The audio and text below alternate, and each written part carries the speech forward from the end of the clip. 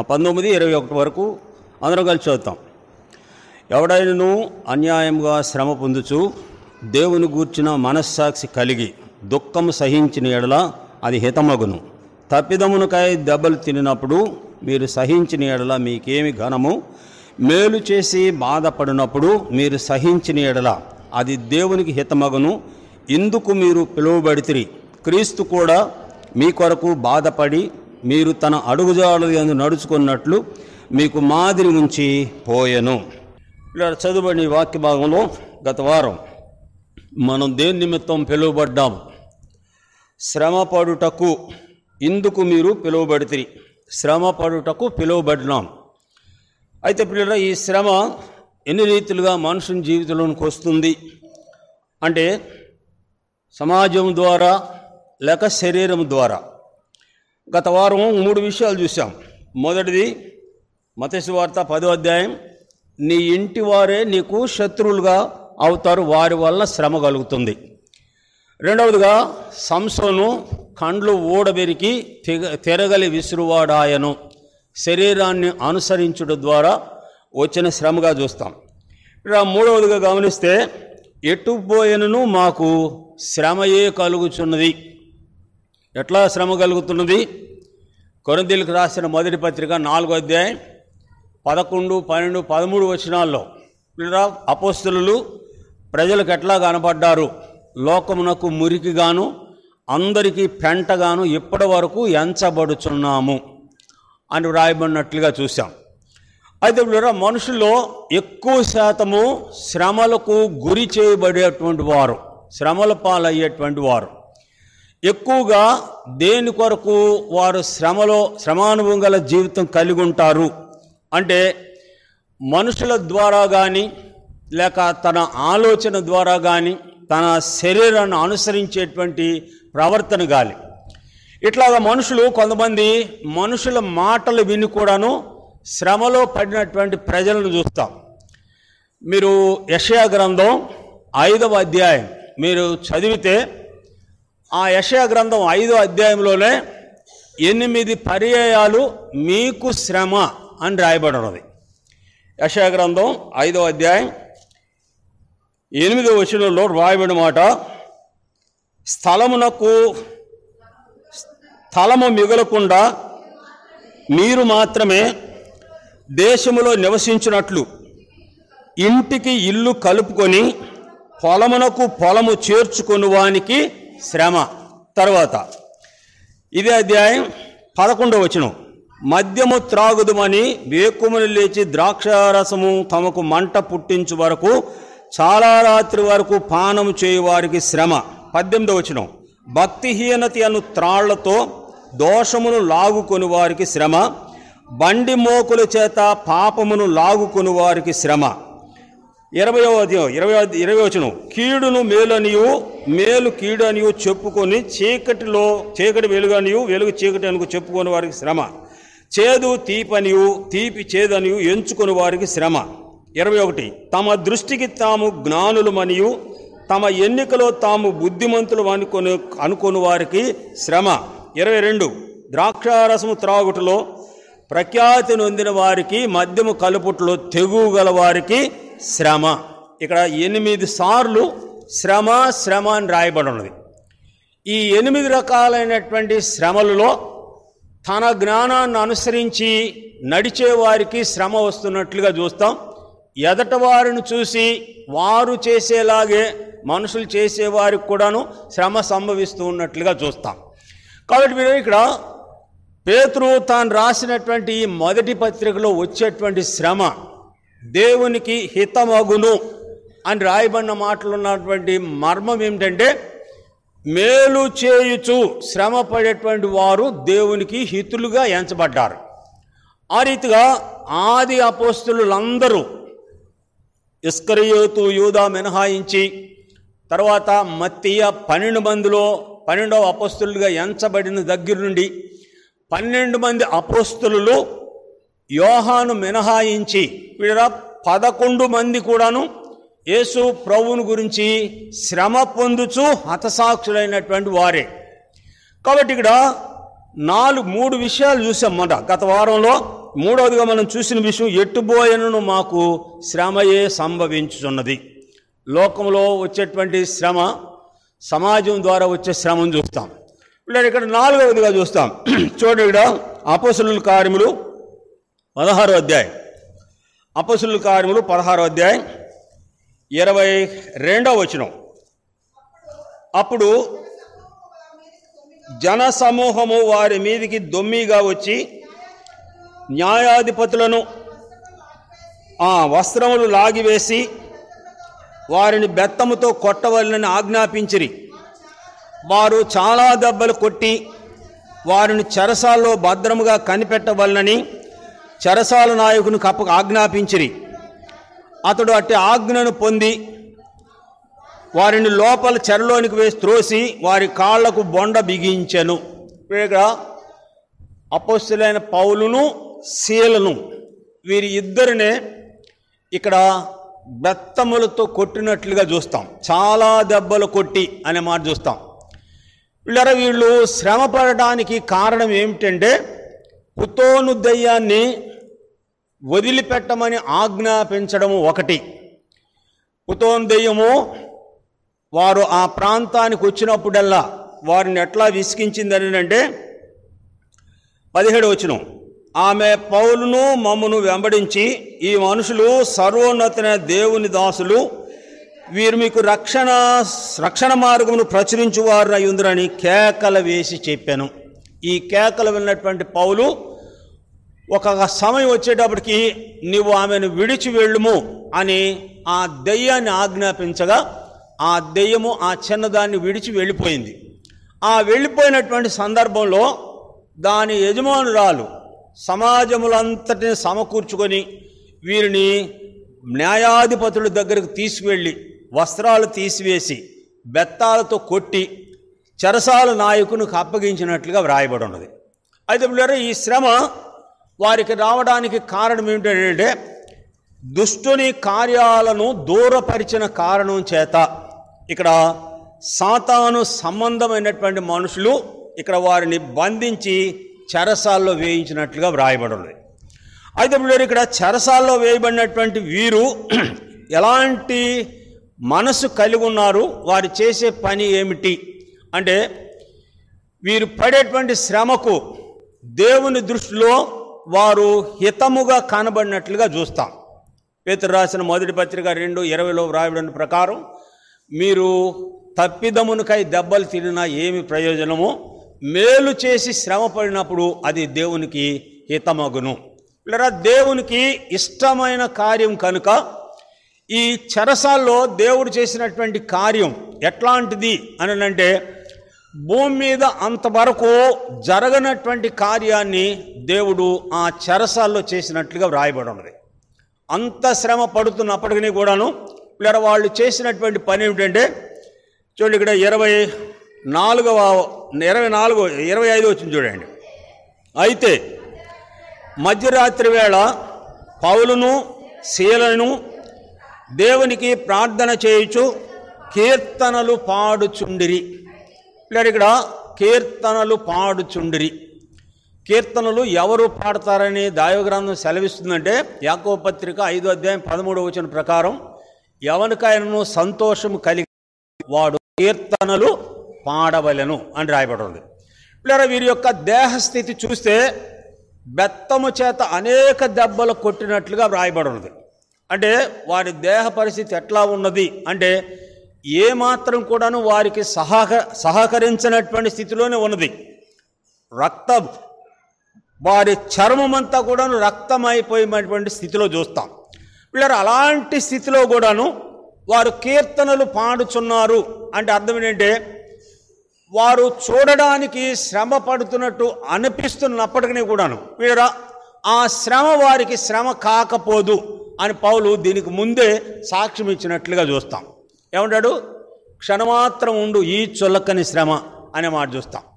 పిల్లరా, వారు అంత సంతోషంగా పాడుతున్నటువంటి సమయంలో పిల్లరా, రాత్రి దేవుడు చేసిన కార్యం ఏంటంటే, ఆ చెరసాల పునాదులు అదిరిపోయేలాగా భూకంపాన్ని కలుగజేసినట్లుగా వ్రాయబడి ఉన్నది. పిల్లరా, తర్వాత జరిగిన కార్యం, ఖైదీలో ఉన్నటువంటి 200 మంది ఆ చెరసాల నాయకుడు వాని కుటుంబం అంతా కూడాను రక్షించబడినట్లుగా దేవుని వాక్య భాగంలో చూస్తాం. వారు పడినటువంటి శ్రమకు వచ్చినటువంటి ప్రతిఫలం ఏమిటంటే ఖైదీలందరూ కూడాను రక్షించబడ్డారు. చెరసాల పునాదులు అదిరిపోయి తలుపులన్నీ ఊడిపోయి ఖైదీల సంఖ్యలన్నీ ఊడిపోయిన తరువాత చెరసాల నాయకుడు వీరందరూ పారిపోయారని చెప్పి తనను తాను హత్య చేయడానికి సిద్ధమై ఉండగా పౌలు చెప్పాడు, నువ్వేమి నీకు హాని చేయకూడదు, మేమందరం కూడాను ఇక్కడే ఉన్నాము అని చెప్పగా వీళ్ళ చెరసాల నాయకుడు వెళ్ళి వారిని బయటకు తీసుకొని వచ్చి పరిచయం చేసినట్లుగా వ్రాయబడి ఉన్నది. కాబట్టి వీళ్ళు ఇక్కడ నాలుగవదిగా మనం గమనించినప్పుడు దేవుని కొరకైనటువంటి శ్రమ అనేకులకు ఆశీర్వాదకరమైనటువంటి స్థితిని కలుగు చేసిన సందర్భాన్ని చూస్తాం. వారు పేరుకు శ్రమపడ్డారు, కానీ ఆ శ్రమ వెనుక దేవుడు చేసిన కార్యం ఏమిటంటే ఖైదీలను సహితము దేవుడు మార్చివేసినట్లుగా ఈ వాక్య భాగంలో చూస్తాం. వారు పలికినటువంటి మాటలు విన్నటువంటి చెరసాల నాయకుడు, అయలార రక్షణ పొందటానికి నేనేమి చేయవలెను, నీవును నీ ఇంటి వారును యెహోవా యేసు ప్రభునందు విశ్వాసం ఉంచుము, అప్పుడు నీవును నీ ఇంటి వారును రక్షణ పొందుదురు అని ఇక్కడ పౌలు శీల ప్రకటించినట్లుగా ఈ వాక్య భాగంలో చూస్తాం. కాబట్టి వీళ్ళు ఇక్కడ నాలుగవదిగా శ్రమ పడినటువంటి అనుభవం, వారు శ్రమలో కూడాను దేవుని యందు సంతోషించినటువంటి సందర్భాన్ని ఈ వాక్య భాగంలో చూస్తాం. అపోస్తలుల కార్యం 5వ అధ్యాయం 40వ వచనం చదివితే అక్కడ కూడాను వారిని చాలా దెబ్బలు కొట్టిన తర్వాత ఆ నామము కొరకు శ్రమ అనుభవించట మేలని యోచించుకొని సంతోషించు సభ ఎదుటి నుండి వెళ్ళిపోయిరి అని రాయబడి ఉన్నది. కాబట్టి వీళ్ళు ఇక్కడ నాలుగవదిగా దేవుని కొరకు వారు శ్రమ పడినటువంటి శ్రమ అనేకులకు ఆశీర్వాదకరమైనటువంటి స్థితిని కలుగు చేసినట్లుగా చూస్తాం. ఐదవదిగా చూస్తాం చూడండి, అపోస్తలుల కార్యం రోమీయులకు రాసిన పత్రిక 5వ అధ్యాయం, రోమపత్రిక 5వ అధ్యాయం 3-4 వచనాలు. శ్రమ ఓర్పును, ఓర్పు పరీక్షను, పరీక్ష నిరీక్షణను కలుగజేయనని ఎరిగి శ్రమల యందును అతిశయ పడుదుము. ఇక్కడ ఐదవదిగా పౌలు చెప్పే మాట శ్రమల యందు అతిశయ పడుదుము. వాస్తవంగా మనుషుని యొక్క అతిశయం తను కలిగిన దాన్ని బట్టి అతిశయించేటువంటి ప్రజలను చూస్తాం. లేదా శ్రమలను బట్టి అతిశయించే వారిని ఎవరిని చూస్తామంటే ఆది అపోస్తలులనే చూస్తాం. శ్రమల యందు సంతోషించినటువంటి సందర్భం ఆది అపోస్తలులలో చూస్తాం. ఇక్కడ రాయబడిన మాట మూడు రకాలుగా 3 భాగాలు చూస్తాం. ఇక్కడ ముందుగా ఇక్కడ రాయబడిన మాట అంతేకాదు శ్రమ ఓర్పును, ఓర్పు పరీక్షను, పరీక్ష నిరీక్షణను కలుగజేయనని ఎరిగి. ఇక్కడ శ్రమ ద్వారా మనుషుడు ఏమి పొందుతున్నాడంటే ఓర్పును పొందుతున్నట్లుగా చూస్తాం. ఓర్పు గొప్ప ద్రోహత కార్యములను చేయకుండా ఆపును అని రాయబడి ఉంది. యాకోబు పత్రిక 1వ అధ్యాయంలో ఓర్పు తన క్రియను కొనసాగనీయుడి అని రాయబడి ఉంది. ఓర్పు చేత అబ్రహాము వాగ్దాన ఫలము పొందెను అని రాయబడి ఉంది. కాబట్టి ఇక్కడ శ్రమ ద్వారా మనుషులకు ఓర్పు కలుగుతున్నట్లుగా చూస్తాం. ఆ ఓర్పు ద్వారా మనుషులకు కలిగేది పరీక్ష. ఓర్పును పరీక్ష, దేవుడు పరీక్షించేటువంటి సమయాలు. యెషయా గ్రంథంలో అంటాడు, నేను నిన్ను పుట్టము వేసి తిని అగ్నిలో పరీక్షించినట్టు నేను నిన్ను పరీక్షించి తిని అని దేవుడు సెలవిచ్చినట్లుగా చూస్తాం. అంటే కొన్ని శ్రమలు దేవుని అనుమతి ద్వారానే మనుషుల జీవితాల్లోనికి ప్రవేశపెట్టబడతాయి. అపోస్తలుడైన పౌలును ఉద్దేశించినటువంటి ప్రభు, ఇతడు నా నామము కొరకు ఎన్ని శ్రమలు అనుభవించవలనో నేను ఇతనికి చూపించుదును అని రక్షించబడినటువంటి దినమునే అననీయాతో చెప్పినట్లుగా చూస్తాం. కాబట్టి వీరు ఇక్కడ ఓర్పు పరీక్షను, పరీక్ష నిరీక్షణను కలుగజేయనని ఎరిగి శ్రమల యందు అతిశయపడుదుము. అంటే ఇక్కడ శ్రమ ద్వారా వచ్చేటువంటి విషయాలు ఓర్పు ద్వారా పరీక్షలో నిరీక్షణ, శుభప్రదమైనటువంటి నిరీక్షణ. అంటే ఇక్కడ అర్థం ఏంటంటే ఆ శ్రమ పడుతున్నప్పుడు ఆ మనుషుడు జ్ఞాపకం చేసుకునే ఇదేంటంటే అతనికి ఒక నిరీక్షణ ఉన్నది. దేవుడు తన విషయమై చూస్తున్నాడు, తన కొరకు వస్తాడు అనే నిరీక్షణ దేవుని ప్రజలకు దేవుడు అనుగ్రహించినట్లుగా దేవుని వాక్య భాగంలో చూస్తాం.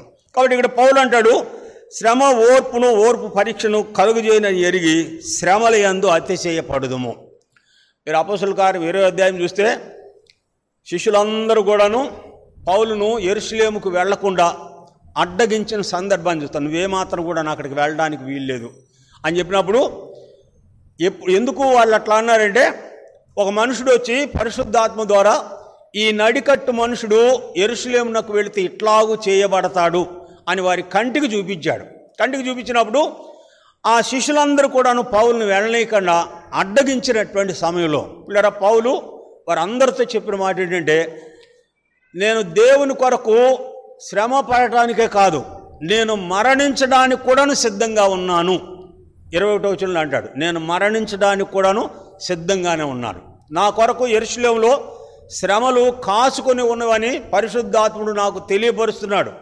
ఆ శ్రమ నా కొరకు ఉన్నది కాబట్టి నేను ఆ శ్రమ అనుభవించడం కాదు, ఆ యెరూషలేములో చనిపోవడానికైనా సరే నేను సిద్ధంగా ఉన్నాను అని వారితో చెప్పినప్పుడు దేవుని చిత్తము జరుగునుగాక అని పౌలును వారు విడిచిపెట్టినట్లుగా వ్రాయబడి ఉంది. కాబట్టి వీళ్ళు ఇక్కడ 5వదిగా గమనించినప్పుడు శ్రమయందు అతిశయపడుదుము. ఈ శ్రమ యొక్క ప్రభావం పౌలు తాను సొంతం చేసుకునే నిమిత్తమై ఫిలిప్పీ పత్రిక 3వ అధ్యాయం 10వ వచనంలో క్రీస్తు శ్రమలలో పాలివాడయుండుట ఎట్టిదో నేను తెలుసుకునే నిమిత్తము నాకు కలిగిన సమస్తమును కూడాను పెంటతో సమానంగా ఎంచుకొనుచున్నాను. అంటే శ్రమలో పాలివాడగటకు, అంటే శ్రమ ఎట్లా ఉంటుంది, ఆ శ్రమలో పాలివాడిని అయితే ఎట్లా ఉంటుందో అది తెలుసుకొనడానికి తనకు కలిగిన సమస్తమును కూడాను పెంటతో సమానంగా నేను ఎంచుకున్నాను అని ఇక్కడ పౌలు సాక్ష్యం ఇచ్చినట్లుగా చూస్తాం. కాబట్టి మీరు ఇక్కడ 5వదిగా శ్రమల యందు వారు సంతోషపడుతున్నటువంటి సందర్భాన్ని చూస్తాం. ఎందుకు సంతోషపడుతున్నారంటే, శ్రమ ద్వారా వారి జీవితాల్లో దేవుడు కలుగజేసేటువంటి కార్యాలు, ఓర్పును, పరీక్షను, నిరీక్షణను వారి యందు ఉండేటట్లుగా దేవుడు చేస్తున్నాడు. కనుక ఇక్కడ పౌలు నేను చనిపోవడానికైనా నేను సిద్ధంగా ఉన్నాను అని ఇక్కడ పౌలు సాక్ష్యం ఇచ్చినట్లుగా చూస్తాం. లేదా ఈ విషయమై హెబ్రీ పత్రిక 11వ అధ్యాయం 24వ వచనంలో మోషే పెద్దవాడైనప్పుడు మోషే పెద్దవాడైనప్పుడు విశ్వాసమును బట్టి ఐగుప్తు ధనము కంటే క్రీస్తు విషయమైన నింద గొప్ప భాగ్యమని ఎంచుకొని అల్పకాలము పాపభోగము అనుభవించుట కంటే దేవుని పిల్లలతో శ్రమ అనుభవించుట మేలని యోచించి, ఇక్కడ మోషేనేమో దేవుని పిల్లలతో శ్రమ అనుభవించడం మేలు అని ఇక్కడ మోషే ఎంచుకున్నట్లుగా చూస్తాం. పౌలేమో శ్రమ పొందడానికి సమస్తమును కూడాను పెంటతో సమానంగా ఎంచుకుంటే, ఇక్కడ మోషే దేవుని పిల్లలతో శ్రమ పడుట మేలని యోచించి ఐగుప్తులో ఉన్నటువంటి తనకు యువరాజు అధికారం ఉన్నప్పటికీ కూడాను ఆ అధికారం అంతటిని అతడు త్రోసివేసినట్లుగా చూస్తాం. దేవుని పిల్లలతో శ్రమ అనుభవించడం మేలని యోచించి ఐగుప్తును విడిచి వెళ్ళిపోయినట్లుగా వ్రాయబడి ఉంది. కాబట్టి ఇక్కడ పౌలు శ్రమ పడటం ఏమిటో తెలుసుకోవడానికి సమస్తం నష్టంగా ఎంచుకుంటే, ఇక్కడ మోషేనేమో దేవుని పిల్లలతో శ్రమ అనుభవించిన మేలని యోచించి, అందుకే రోమపత్రిక 8లో అంటాడు 18లో, శ్రమ మహిమ ఎదుట ఎన్నద ఇప్పటి శ్రమలు మహిమగల వచనం చెప్పండి 8:18 ఆయన ఎడల ప్రత్యక్షం కాబో మహిమ ఎదుట ఇప్పటి కాలపు శ్రమలు ఎన్నదగినవి కావు. అంటే ఇప్పుడు వీళ్ళు ఏం చూస్తున్నారంటే, దేవుని మహిమ ప్రత్యక్షత కొరకు వారు నిరీక్షణ కలిగి ఉన్న కారణం చేత ఈ శ్రమలను ఎట్లా తీసుకుంటున్నారంటే, ఈ శ్రమయే కాదు, ఈ శ్రమలు ఎన్నదగినవి కావు. అంటే వాళ్ళు ఏం చూస్తున్నారంటే, దేవుని ప్రత్యక్షత కొరకు వారు నిరీక్షణ కలిగి ఉన్న కారణం చేత లేదా ఈ శ్రమలను వారు ఏమాత్రం కూడాను లెక్క చేయకుండా ఉన్నట్లుగా ఈ వాక్య భాగంలో చూస్తాం. కాబట్టి ఇక్కడ 5వదిగా శ్రమల యందు అతిశయపడుదుము. 6వదిగా చూస్తాం, చూడండి. పేతురు రాసిన మొదటి పత్రిక 4వ అధ్యాయం 16వది. పేతురు రాసిన మొదటి పత్రిక 4వ అధ్యాయం మొదటి 2 వచనాలు. క్రీస్తు శరీరమందు శ్రమపడెను గనుక మీరును అట్టి మనసును ఆయుధముగా ధరించుకొనుడి. శరీర విషయంలో శ్రమపడివాడు శరీరమందు జీవించు మిగిలిన కాలము ఇక మీదట మనుజాశలను అనుసరించి నడుచుకొనక దేవుని ఇష్టానుసారముగా నడుచుకొనున్నట్లు పాపముతో జోలి ఇక నేమియు ఉండదు. ఇక్కడ శ్రమపడివాడు శరీరమందు జీవించు మిగిలిన కాలము ఇక మీదట మనుజాజలను అనుసరించి నడుచుకొనక దేవుని ఇష్టానుసారముగానే నడుచుకొనున్నట్లు పాపముతో వానికి ఇక ఏ జోలి ఉండదు. అంటే ఇక్కడ మీరును అట్టి మనసును ఆయుధముగా ధరించుకొనడి. ఫిలిప్పీ పత్రిక 2:5 చదువుతాం. క్రీస్తు యేసునకు కలిగిన ఈ మనసును మీరును కలిగి ఉండుడి. ఆయన ఏ మనసు కలిగి ఉన్నాడంటే శ్రమపడడానికే ఆయన ఈ లోకానికి వచ్చాడు. ఆయన కలిగినటువంటి మనసునే మీరు కూడాను ఆయుధముగా ధరించుకొనుడి. ఇక్కడ పేతురు సంఘమునకు తెలియపరుస్తున్నటువంటి మాటలుగా చూస్తాం.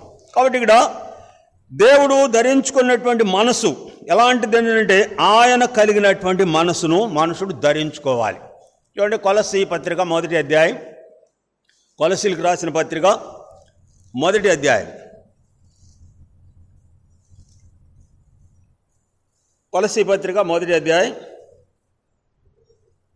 24వ వచనం. ఇప్పుడు మీ కొరకు నేను అనుభవించిన శ్రమలయందు సంతోషించుచు సంఘము అను ఆయన శరీరము కొరకు క్రీస్తు పడిన పాట్లలో కొదువైన వాటి యందు నా వంతు నా శరీరమందు సంపూర్ణము చేయుచున్నాను. క్రీస్తు పడినటువంటి పాట్లలో కొదువైనవి అంటే ఆయన ఈ భూమి మీద విడిచిపెట్టి వెళ్ళినవి ఆ పౌలు శరీరమందు సంపూర్ణం చేస్తున్నట్లుగా పౌలు మాట్లాడేటువంటి మాటలు చూస్తాం.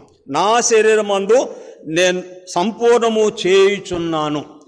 క్రీస్తు అను సంఘము అను ఆయన శరీరము కొరకు క్రీస్తు పడిన పాటల్లో కొదువైన వాటి యందు నా వంతు నా శరీరమందు నేను సంపూర్ణము చేయుచున్నాను. అంటే మిగిలినటువంటి దాన్ని అంతటిని కూడాను ఇక్కడ పౌలు సంపూర్ణం చేస్తున్నట్లుగా చూస్తాం. ఇప్పుడు ఇక్కడ యేసు ప్రభు కలిగి ఉన్నటువంటి మనసు, ఆయన పడినటువంటి శ్రమ, ఆయన పలికినటువంటి మాటలే అపోస్తులలో పలికినటువంటి వ్యక్తులు స్టెఫెను పలికినట్లుగా చూస్తాం. అపోస్తుల కార్యములు 7వ అధ్యాయం 59, 60 వచనాలు మీరు చదువుతూ వస్తే ప్రజలందరూ కూడాను సమాజం నుండి వెలుపలకు తీసుకువెళ్ళిపోయి రాళ్లతో కొడుతూ ఉంటుండగా స్టెఫెను పలికినటువంటి మాటలు ఏమిటంటే, ప్రభువా ఈ పాపం వారి మీద మోపకము. యేసు ప్రభు ఏమన్నాడు, తండ్రి వీరేం చేయుచున్నారో వీరెరుగరు కనుక వీరిని క్షమించము. అయితే ఇక్కడ స్టెఫెను చెప్పిన మాట ఏంటంటే, ప్రభువా ఈ పాపము వారి మీద మోపకము అని ప్రాణము విడిచినట్లుగా చూస్తాం. నా ఆత్మను చేర్చుకొనుమని ప్రాణం విడిచినట్లుగా స్టెఫెను యొక్క జీవితాన్ని చూస్తాం. కాబట్టి ఇక్కడ 6వది ఇక్కడ గమనించినప్పుడు అట్టి మనసును మీరు ఆయుధముగా ధరించుకొనుడి. చూడండి, ఫిలిప్పీ పత్రిక 1వ అధ్యాయం, ఫిలిప్పీ పత్రిక 1వ అధ్యాయం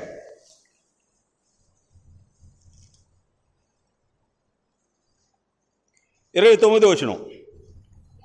ఏలయనగా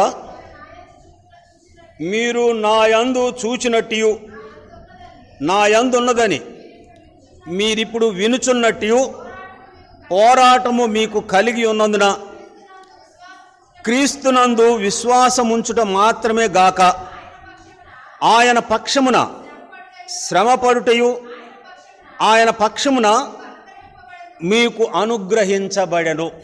ఎవడన్నా ఆశీర్వాదం తీసుకుంటాడు కానీ శ్రమను ఆశీర్వాదంగా తీసుకుంటాడా? పొరపాటును తీసుకోడు. అయితే ఆది అపోస్తులు అట్లా తీసుకున్నారు.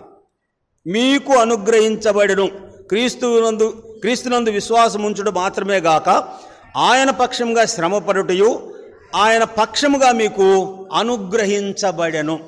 అంటే దేవుని ఎందుకు పిలువబడ్డావు అంటే ఆయన శ్రమల్లో పాలివాడగుటకు నువ్వు పిలువబడినటువంటి అనుభవమే ఇక్కడ పౌలు చెప్పే ఈ మాటగా చూస్తాం. క్రీస్తు శ్రమలలో పాలివాడగుటకు అనే మాట చూస్తాం. ఆఖరిగా చూస్తాం, చూడండి, పేతురు రాసిన 1వ పత్రిక 4వ అధ్యాయం పేతురు రాసిన మొదటి పత్రిక 4వ అధ్యాయం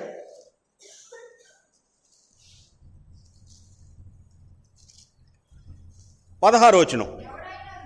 ఎవడైనను క్రైస్తవుడైనందుకు బాధ అనుభవించిన ఎడల అతడు సిగ్గుపడక ఆ పేరును బట్టియే దేవుణ్ణి మహిమ పరచవలెను. ఇక్కడ పేతురు ఎవడైనను క్రైస్తవుడైనందుకు బాధ అనుభవించిన ఎడల ఆ పేరును బట్టే మహిమపరచాలి. క్రైస్తవుడు అనే మాట బైబిల్లో 3 చోట్ల రాయబడి ఉన్నది. మొదటిది అపోస్తలుల కార్యం 11:26, 2 అపోస్తలుల కార్యము 22వ అధ్యాయంలో అగ్రిప్ప అన్నాడు, ఇంత సులభముగా నన్ను క్రైస్తవునిగా చేయజూచుచున్నావే. తర్వాత ఇక్కడ ఈ పేతురుపత్రికలో రాయబడి ఉంది, ఎవడైనా క్రైస్తవుడైనందుకు. అంటే క్రైస్తవునికి లోకంలో ఏముంటుందని అంటే ఖచ్చితంగా శ్రమ ఉంటుంది అనేది వాక్య సత్యం. తిమోతికి రాసిన మొదటి పత్రిక 6వ అధ్యాయం 2 తిమోతి 3:12 ప్రకారం క్రీస్తు యేసునందు సద్భక్తితో బ్రతుకను ఉద్దేశించిన వారు హింస పొందుదురు అని రాయబడినది. కాబట్టి ఇక్కడ ఏమంటాడంటే ఎవడైనా క్రైస్తవుడైనందుకు బాధ అనుభవించిన ఎడల అతడు ఆ పేరును బట్టి దేవుణ్ణి మహిమపరచవలెను. శ్రమలో కూడాను మహిమపరచబడినటువంటి ప్రధాన వ్యక్తి ఎవరంటే యోబే. అంత శ్రమలో కూడాను దేవుణ్ణి మహిమపరిచినటువంటి వ్యక్తి యోబు ఒక్కడే. యెహోవా ఇచ్చెను, యెహోవా తీసుకుని యెహోవా నామమునకు మహిమ కలుగును గాక. కాబట్టి ఇక్కడ వీళ్ళు చెప్పేటువంటి మాట, పేతురు చెప్పే మాట ఏంటంటే 5వ అధ్యాయం చూడండి, ఇదే పత్రిక 1వ వచనం. తోటి పెద్దను క్రీస్తు శ్రమలను గూర్చిన సాక్షిని బయలుపరచబడబో మహిమలో పాలివాడునైన నేను మీలో పెద్దలను హెచ్చరించుచున్నాను. ఇక్కడ క్రీస్తు శ్రమలలో పాలివాడు, హతసాక్షిగా చేయబడినటువంటి పేతురు సిలువ వేయబడేటువంటి సమయం వచ్చేటప్పటికి వీళ్ళ వారితో చెప్పిన మాట ఏంటంటే, యేసు ప్రభువును వేసినట్లుగా కాక నన్ను తల్లకిందులుగా సిలువ వేయండి అని చెప్పాడు. తల్లకిందులుగా సిలువ వేయండి అని 3 దినాలు సిలువ పైనే ఉండి 3వ దినమందు మరణించాడని చరిత్రలో వ్రాయబడి ఉన్నది. కాబట్టి వీళ్ళ క్రీస్తు శ్రమలలో పాలివాడను అని చెప్పడంలో అతడు హతసాక్షిగా చేయబడినటువంటి కార్యము యేసు ప్రభువును సిలువ వేసినట్లుగా కాకుండా తల్లకిందులుగా సిలువ వేయబడి పేతురు హతసాక్షిగా చేయబడినట్లుగా చూస్తాం. చూడండి, ఇదే పేతురు రాసిన మొదటి పత్రిక 4వ అధ్యాయం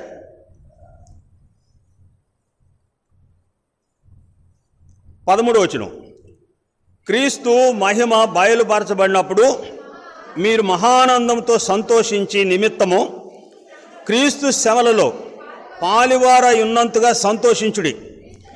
క్రీస్తు నామము నిమిత్తము మీరు నిందల పాలైన ఎడల మహిమా స్వరూపైన ఆత్మ అనగా దేవుని ఆత్మ మీ మీద నిలుచున్నాడు కనుక మీరు ధన్యులు.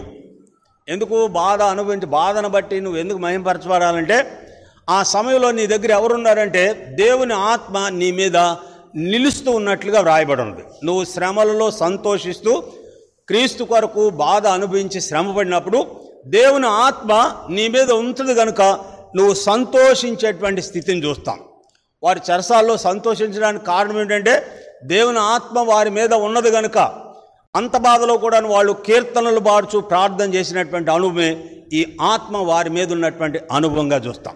క్రీస్తు ఆత్మ మీ మీద నిలుచుచున్నది అని రాయబడిన మాట చూస్తాం. కాబట్టి మీరు ఇక్కడ అపోస్తలుడైన పౌలు కొరింథీయులకు రాసిన మొదటి పత్రిక 11వ అధ్యాయం 31వ వచనంలో రాయబడిన మాట, మనలను మనమే విమర్శించుకొని ఎడల తీర్పు పొందకపోదుము. ఏమిటి మనం విమర్శ చేసుకోవాల్సింది? క్రీస్తు కొరకు ఎంతవరకు శ్రమ అనుభవించడానికి ఇష్టపడుతున్నాము. సంగారెడ్డి గారు, యాండ్రూస్ గారు ఒకసారి చెప్పాడు, క్రైస్తవుడు ఎంతవరకు నిలబడతాడు అని అంటే శ్రమ రానంత వరకు దేవుని కొరకు నిలబడతాడంట. ఏ పరిస్థితుల్లోనైనా శ్రమ రానంత వరకు దేవుని కొరకు నిలబడతాడట. మీరు శ్రమ వస్తుంది అని తెలిస్తే మాత్రం అక్కడి నుంచి తప్పుకుంటాడంట. అసలు శ్రమ పడడానికే ఇష్టపడ్డాట. కాబట్టి లోకంలో కూడాను శ్రమల యందు అతిశయపడేటువంటి అనుభవం లేదా 100కి ఒక్కడున్నా కానీ ధన్యుడే లేడనే చెప్పవచ్చు. ఎందుకంటే శ్రమ పడటం అంత ఆషామాషయం కాదు. చిన్న మాట అంటేనే తట్టుకోలేము. చిన్న మాట అంటేనే రాద్ధాంతం చేస్తాం. అయితే ఇక్కడ శ్రమ పడేటువంటి విషయంకి వచ్చేటప్పటికి చూడండి, యాకోబు పత్రిక ఆఖరికి చూస్తాం ఒక మాట, 5వ అధ్యాయం, యాకోబు పత్రిక 5వ అధ్యాయం